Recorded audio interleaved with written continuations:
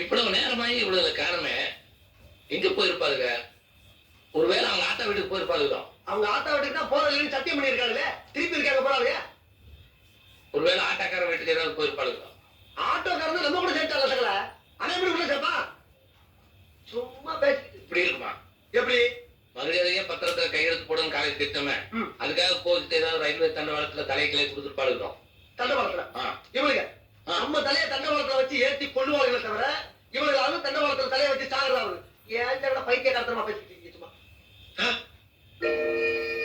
என்ன ஜாலியா ஜோடி போட்டு வர்றாங்க பத்தியா? அவளுக்கு வர்ற தெம்ப பார்த்தா ஏதோ ஹோட்டல்ல சாப்பிட்டு வர்றாங்க. வரட்டு வரட்டு.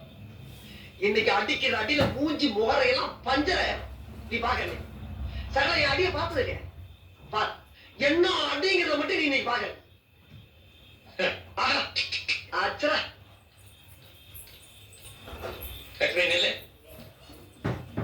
எங்க போயிட்டு வரேன்?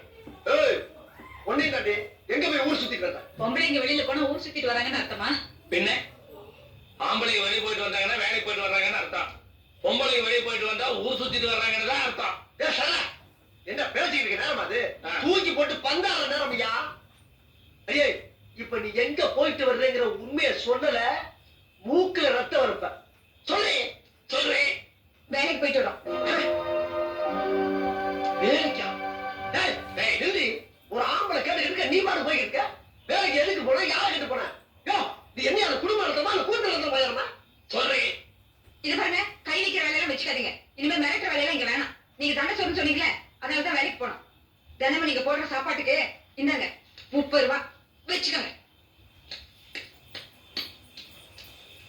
யோ சகல, என்ன அவன் பொண்டாட்டி ஒண்ணு எப்படி அசிங்கப்படுத்திட்டு போகுது, பார்த்துட்டு பேசாம இருக்க.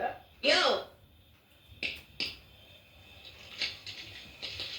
இந்தா, எனக்கு சோறு போடுறதுக்காக ஒரு 10, என் கழுத்துல தாலி கட்ட பாவத்துக்காக ஒரு 10, காத்தாளுக்கு உனக்கு தண்டை சோத்துக்கு ஒரு 10.